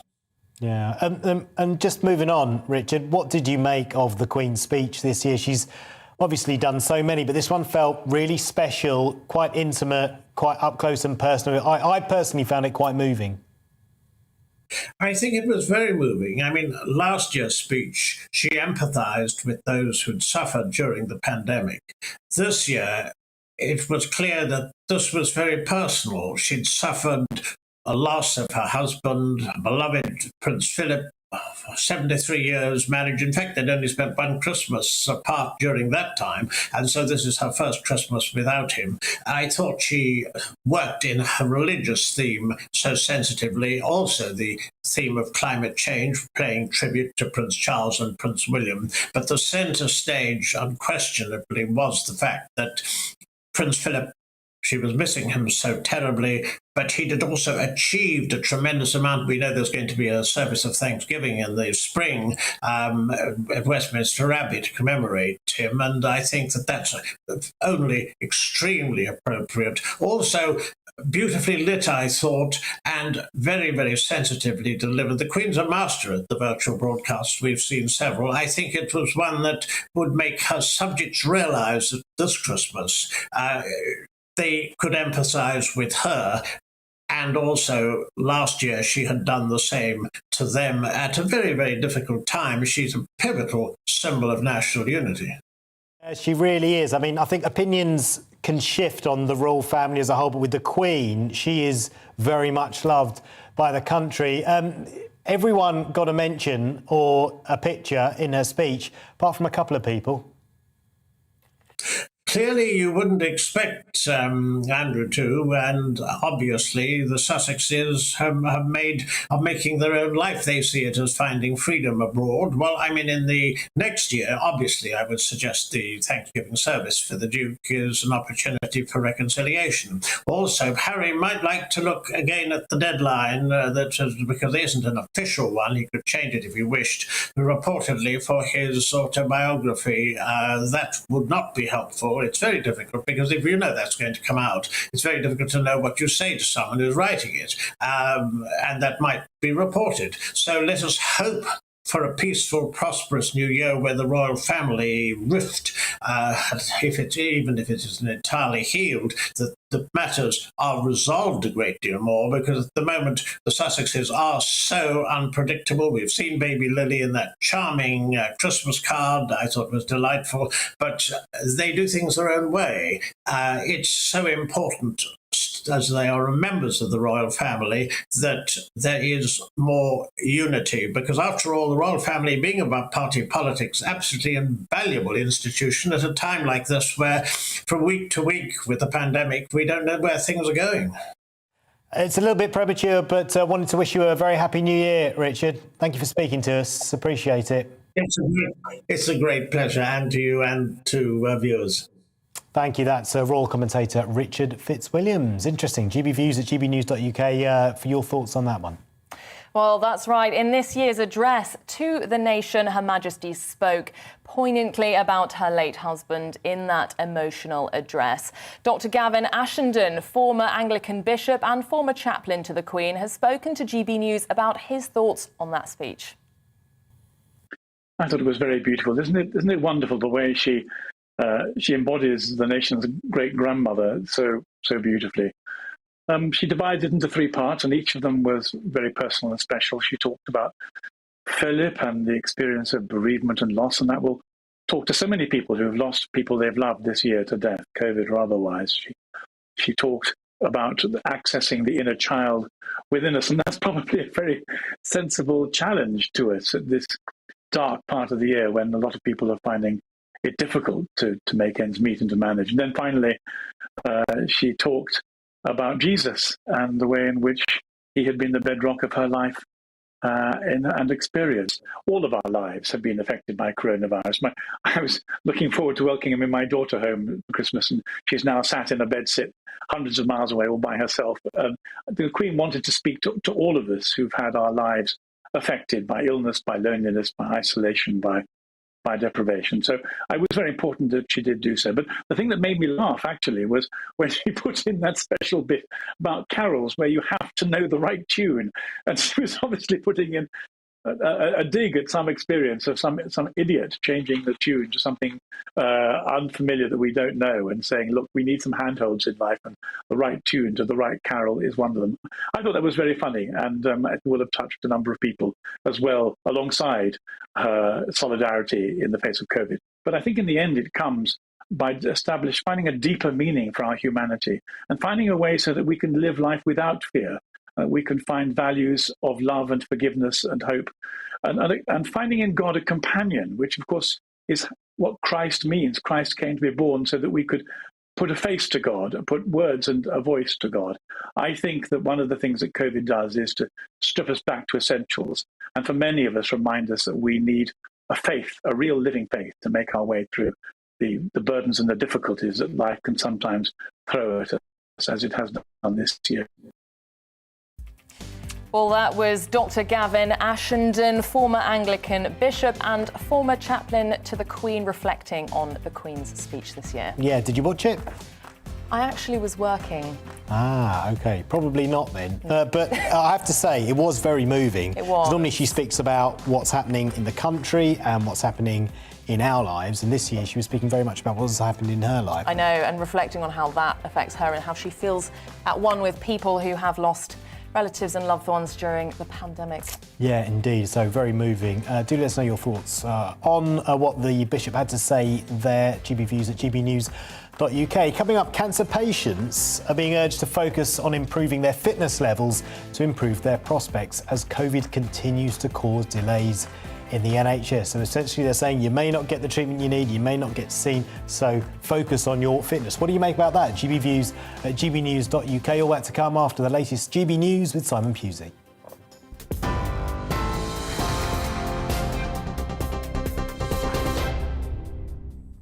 Thank you, guys. Here are your latest headlines. New Year's Eve parties have been given the green light to go ahead in England after the government announced there will be no new restrictions before the end of the year. Hospitality bosses have welcomed the decision.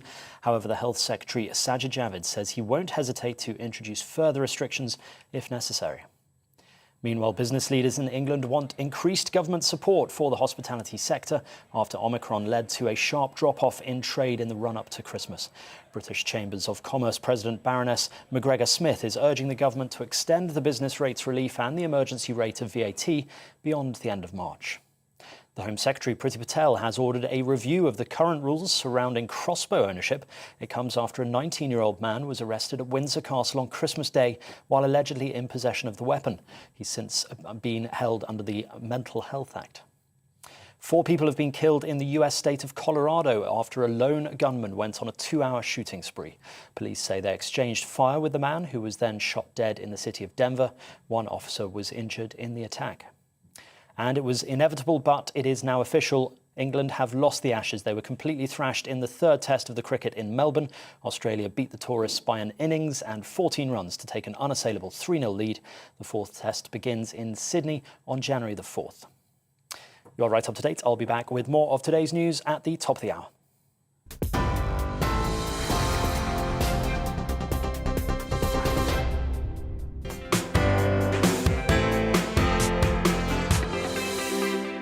You're watching GB News live across the UK and the world on our digital stream. GB News is Britain's news channel. We are the UK's home of discussion and debate from all perspectives. We are here for you. Don't forget to join our YouTube community by clicking on that subscribe button.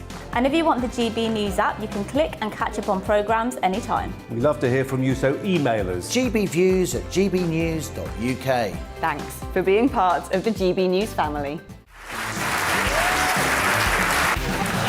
My name is Andrew Doyle. Join me every Sunday evening at 7 p.m. for Free Speech Nation. This is a show where we address current affairs and news stories of the week with the help of two wonderful comedian panellists. I brought in comics because I want to give it a lighter edge, and also they work for less. See you there.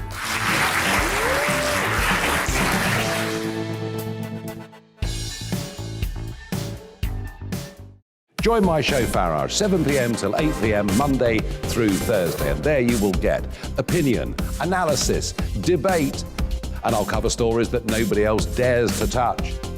And then for the last 15 minutes, talking pints. We're over a drink. We have a civilized conversation with someone. We very often disagree, but we do it in a grown-up way. Come and join me on Farage.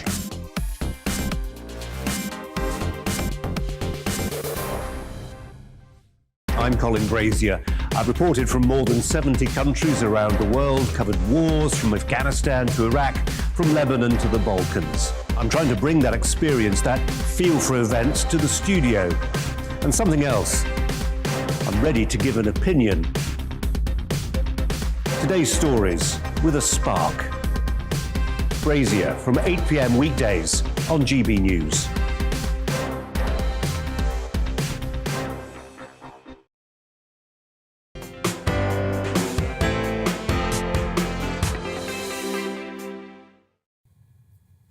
Well, cancer patients are being urged to focus on improving their fitness levels to improve their prospects as COVID continues to cause delays in the NHS. Neil Pearce, a consultant and surgeon and co-founder of Planet's cancer charity, says it's essential that patients take control of what they can. Yeah, the advice follows new research at University Hospital Southampton, undertaken by University Hospital Southampton, which found better fitness levels before surgery can be an indicator of how well patients recover. Well, joining us now is Mr. Neil Pearce, consultant surgeon and co-founder of Planet's cancer charity. Neil, good to see you this afternoon. Just first of all, what is your advice then, that patients need to be as fit as they can before surgery, or are you saying the NHS may not be able to see you, so look after your health? I think there are two messages here. The first is it's always incredibly important for cancer patients to be as fit as possible prior to surgery. And this latest research shows that even very small improvements in fitness make a big difference to your chances of a successful recovery, and indeed your chances of being a survivor a year later. And this isn't just a question of being a really ultra fit gym bunny. These are improvements that we see in ordinary people in their 60s and 70s and even older, undergoing surgery, undergoing major surgery, who we've offered a program of basic fitness exercises, and we've seen them improve their statistical chances of survival and their statistical chances of a rapid recovery without adverse events. So this is advice that applies year-round and outside of the pandemic. But I think it's even more important at the moment, where patients, as we're aware, are facing an NHS under immense sustained pressure. So potentially they may wait longer than they normally would. And that actually gives a window of opportunity for patients to do one of the things that is within their own power, and that is to take charge of their own health, their own fitness, and make the efforts that they can to actually improve their own fitness and improve their chances of long-term survival. So I strongly recommend this, and indeed our cancer charity works very closely with University Hospital Southampton and their Fitness for Surgery programme, which is tailored to provide cancer patients with a fitness regime to help them get through their surgery. And is this all being done through GPs or through cancer hubs? How does this physically work? At present, this is through cancer hubs, and it's being done virtually.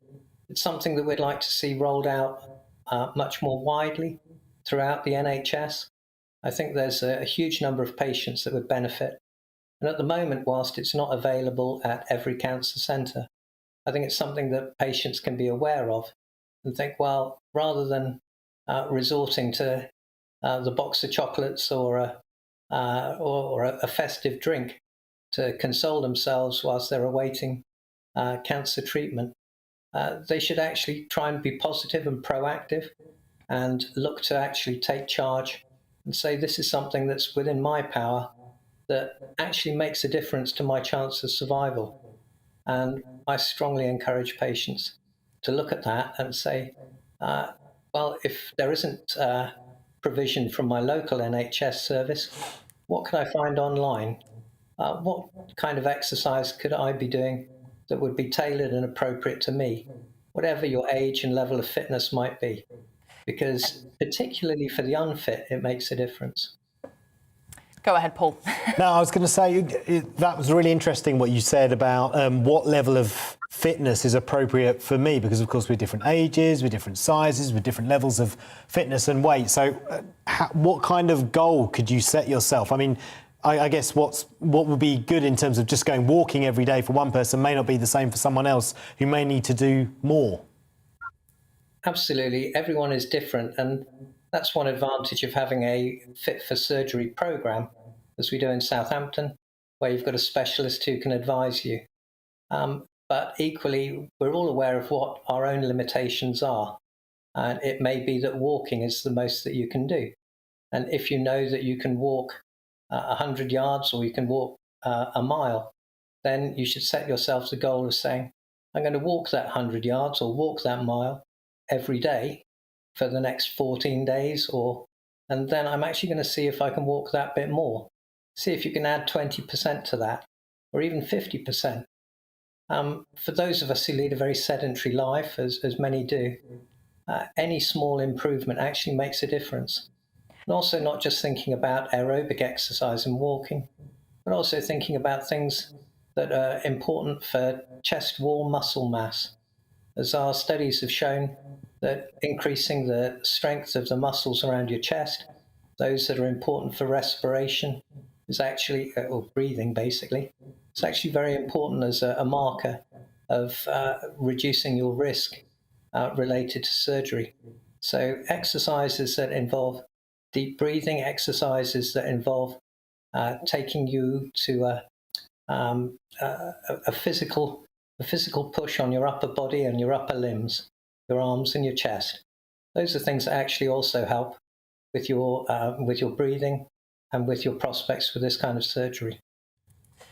Well, Mr. Pearce, thank you so much for your time. It has been a hard year, I think, for cancer patients, and it's particularly interesting with the postponement of other appointments for the booster rollout. So we'll see going into 2022 how that continues to impact patients. Indeed. Speaking of 2022, or rather 2021, it's been another eventful year in Westminster with the Prime Minister, Boris Johnson, facing an endless stream of scandals. There were sleaze, lockdown parties, allegedly, and that Matt Hancock incident. Well, one study in the Sunday Times puts Labour 8 points ahead of the Tories. But Labour leader Sir Keir Starmer's also faced problems this year. He's been criticised for being indecisive on many big issues and been forced to expel plenty of Labour members. Many now feel there's no genuine opposition. So who has had a worse year, Boris or Keir? Joining us now is Peter Edwards, former editor of the Labour List, and Sam Collins, a senior advisor at the Institute of Economic Affairs. Good afternoon to both of you. Thank you for joining us. Peter, first of all, who's had a worse year, Boris Johnson or Keir Starmer? Well, I want to kind of rebut the premise of your question, really. I don't think Keir Starmer's had a bad year. We'll talk about Boris in a minute, but think about Keir Starmer. He got important rule changes through his own party at Labour conference. He has had a clear message on coronavirus, and he ends the year with an opinion poll lead, quite a significant one for the first time. There's a hell of a lot more work to do if Labour were to win a general election, but I think he'll be a lot happier on January the 1st, 2022, than perhaps he was on January 1st this year. Well, I wonder what you think about this. Is it more really a Conservative collapse, or is this a Labour resurgence? It's a bit of both. Yeah, it's a bit of both, of course, and it's right that any leader of the opposition, they have to be opportunistic because they'll have their own agenda and they'll set out how they want the country to change. But of course, it's your job to point out where the government are going wrong, and cast your mind back 11 or 12 months. We had this indecision from Boris Johnson over what became a winter lockdown, a Christmas lockdown. We had that euphoria of getting the vaccine and then losing a little bit of ground on the rollout compared to other major economies. And then, of course, this absolute scandal over the last month or so of the secret Downing Street parties, while many ordinary folk around the country were saying goodbye to their loved ones over a tablet or over Zoom rather than being able to hold their hands in hospital. And I think you're right, it's a mixture of what the government does and how Labour responds to it. But I think everything about parties has been a Barnard Castle moment. It's cut through, people are talking about it on the bus, on the tube, and people are sickened really by what they've heard. Sam Collins, Labour at the moment have a 7-point lead over the Conservatives. Has it been a good year for Boris Johnson? Well, actually, I disagree with Peter. I don't think Keir's had a particularly good year.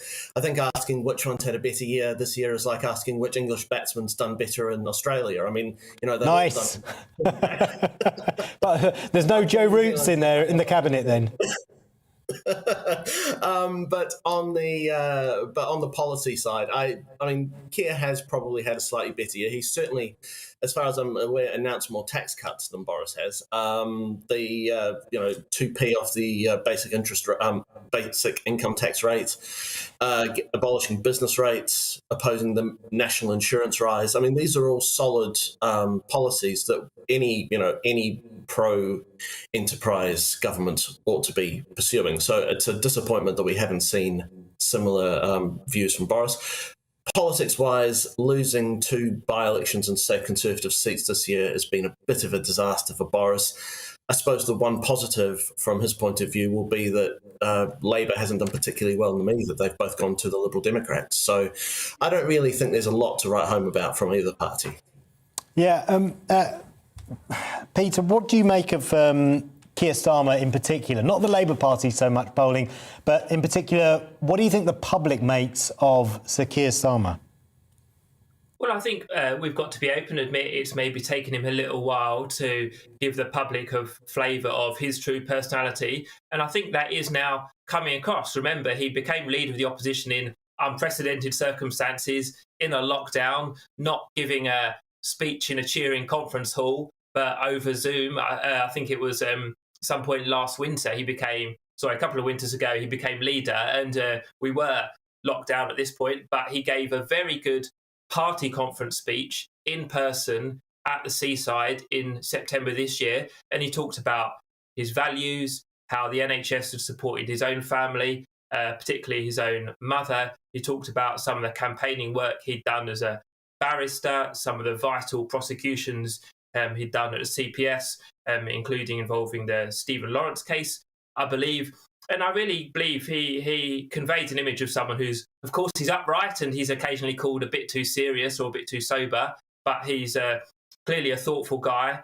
He's principled. He wants Labour to talk to all parts of the country. Peter, I think that's, you could argue that, but I think people will want to know what he is offering as an alternative. I mean, what do you think he's offering as an alternative? Because I'm reading here on Wes Streeting's response about the restrictions, looking at Labour's response in full, and it says the government should publish as a matter of urgency the latest data on hospitalisations, NHS absences and so on. But there isn't any, they don't put forward what they want. That will come nearer to a general election. Remember, you don't rush out all your policies 2 years before an election, because any good ones will be nicked and any inferior ones will be pilloried. But, you know, in a couple of words, what do you want from a leader of the opposition, Keir Starmer? What do you get? I think you get competence. He's articulate. I think you get consistency. When he calls for something like a rule change or a COVID restriction, we know that he really means you should honour it. And I think you get integrity as well. And I think all those things are missing from the Prime Minister. I think the values are what's important, and the policies, and there will be hundreds of them. And people don't vote on hundreds of policies, by the way. I believe they vote on values, just one or two policies. But the policies will come as we get to manifesto time. Polling, Peter, of most popular Labour politicians, that is those who have a positive opinion of Labour politicians, Keir Starmer doesn't even feature in the top 20, which includes Ken Livingstone, Tony Blair, Gordon Brown, Andy Burnham is number one. He may have all those values you say, but he's still not cutting through with the general population. Well, Andy Burnham's doing a great job, but it does go back to my previous answer. It's kind of about profile. And, you know, that's why I think it was very, very difficult for Keir Starmer at the start when you become leader of the opposition in a pandemic, because there's this national emergency, and quite understandably, the media and voters want to talk about this once in a 1,000-year health crisis. But I think that's why values are important. I think what we've begun to see since Labour conference in September, when he gave that very personal speech, and what you'll see over the next year is him showing that personality. And, you know, he's not just doing stuff in the House of Commons and policy. He's doing the chat shows. He's sitting on the daytime TV sofas with either your presenters or some of your rivals, and he's giving a sense of who he is as a person. And I think that's actually what people vote. And you mentioned Tony Blair and Ken Livingstone. They're two Labour politicians who've got a very distinct public image, whether you like them or not. The man or woman on the Clapham omnibus would have a clear idea of what Tony Blair is like and what Ken Livingstone is like. And that's what Keir Starmer needs to do, get his identity out there, and people will grow to like and respect him. Sam Collins back in. Sam, what do you make of this? And also, you have said that knee-jerk COVID regulations have damaged business trust in the government. Let's bring this focus back to Boris Johnson. Explain what you mean by that and why that trust has been eroded. Yes, of course. So having loose, open restrictions that allow the economy to work are obviously very important. But more important, I think, for a lot of businesses is being able to plan ahead, having rules that they can recognise are going to stay the same for a significant period of time and not keep bouncing around unless the government is absolutely sure that they need to change. So one of the best examples of this was the delay of Freedom Day last June. Now, that might have been necessary, but leaving it so late to announce meant that a huge amount of stock, that businesses brought in, pubs especially had brought in, then had to be completely thrown out because of the delay. So I think Boris has done reasonably well on the COVID side this year. I don't want to over-egg the pudding for him, because I think that he has been a bit willing to make changes far too quickly without waiting for real, sensible information to come through, basing it on projections rather than actual data. But he has done a reasonable job, and I think that it's when you look at how successful the UK has been over the past 6 months, especially compared to some of our European friends, then it speaks quite highly of how well he's done. But would you not say that those decisions that he's made have been in some way undermined by the allegations and the way he's handled the allegations of these parties at Downing Street?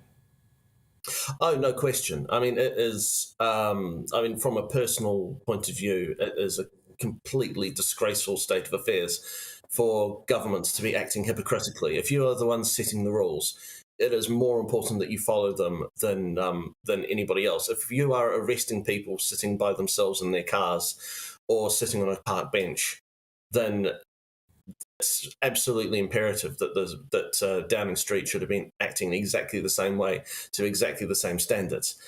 I would say that from leaving that aside, I think that if you're in an office all day, I don't think there was any actual danger of increasing the spread from these sort of events, because these people were in offices all day together. The idea that sitting outside having a glass of wine increased the actual risk from the virus is not, I think, very realistic. But the hypocrisy is without a doubt a major problem. We'd had doctors and nurses in intensive care who wouldn't have been able to have sat outside and drunk wine. So I think probably, I think that's probably not going to necessarily wash with most people. There are plenty of jobs that wouldn't have been able to do so. I mean, Peter, what is your take and what's your reaction to that?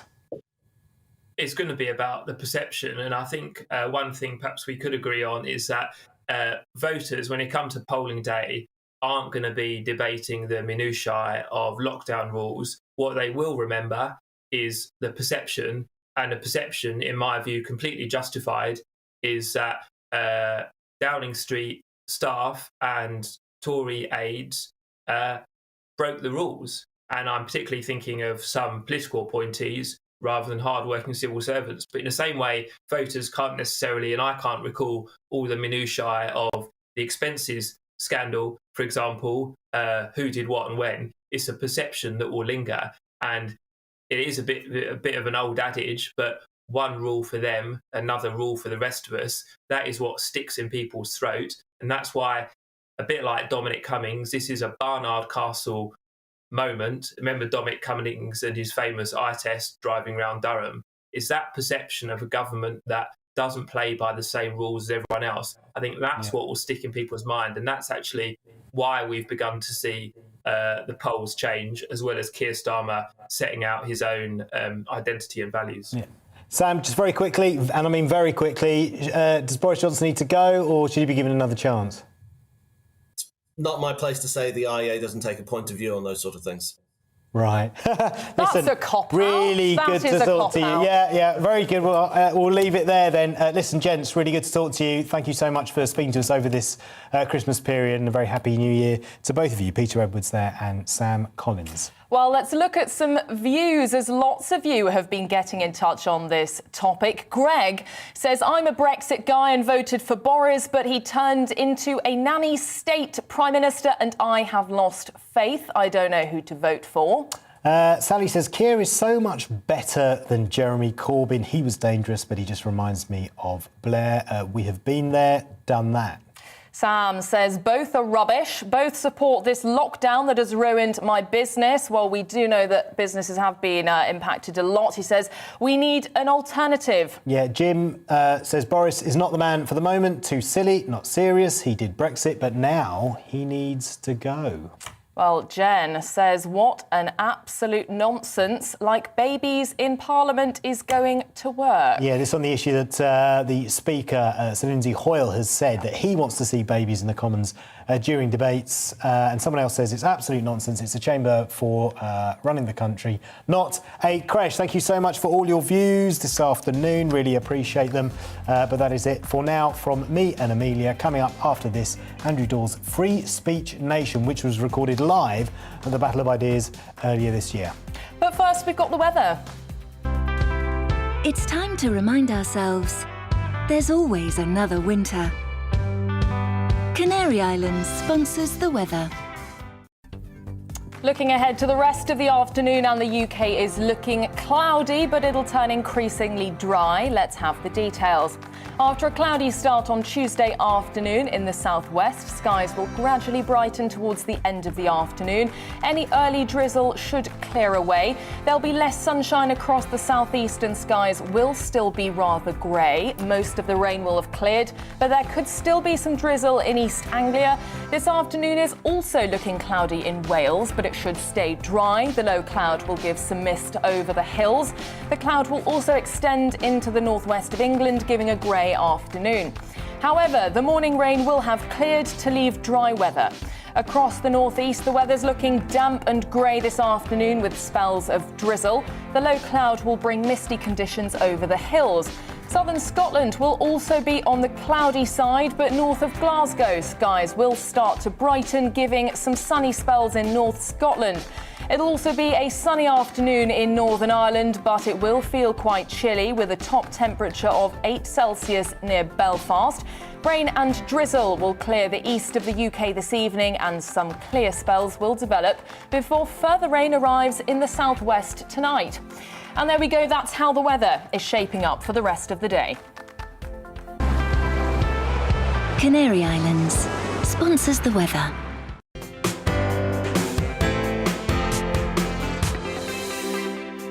You're watching GB News live across the UK and the world on our digital stream. GB News is Britain's news channel. We are the UK's home of discussion and debate from all perspectives. We are here for you. Don't forget to join our YouTube community by clicking on that subscribe button. And if you want the GB News app, you can click and catch up on programmes anytime. We love to hear from you, so email us. gbviews@gbnews.uk. Thanks for being part of the GB News family. My name is Andrew Doyle. Join me every Sunday evening at 7 p.m. for Free Speech Nation. This is a show where we address current affairs and news stories of the week with the help of two wonderful comedian panellists. I brought in comics because I want to give it a lighter edge, and also they work for less. See you there.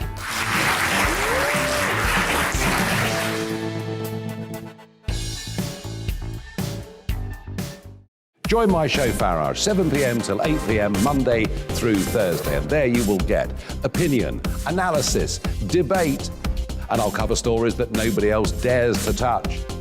And then for the last 15 minutes, talking pints. We're over a drink. We have a civilized conversation with someone.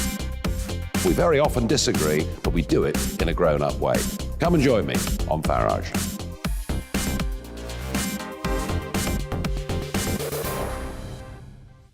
I'm Colin Brazier. I've reported from more than 70 countries around the world, covered wars from Afghanistan to Iraq, from Lebanon to the Balkans. I'm trying to bring that experience, that feel for events, to the studio. And something else. I'm ready to give an opinion. Today's stories with a spark. Brazier from 8 p.m. weekdays on GB News.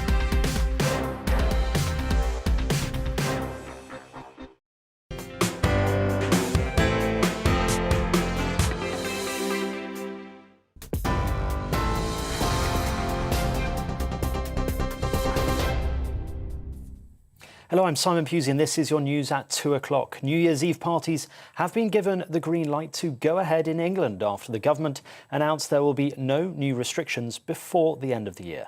Hospitality bosses have welcomed the decision. However, the Health Secretary, Sajid Javid, is urging people to remain cautious during celebrations.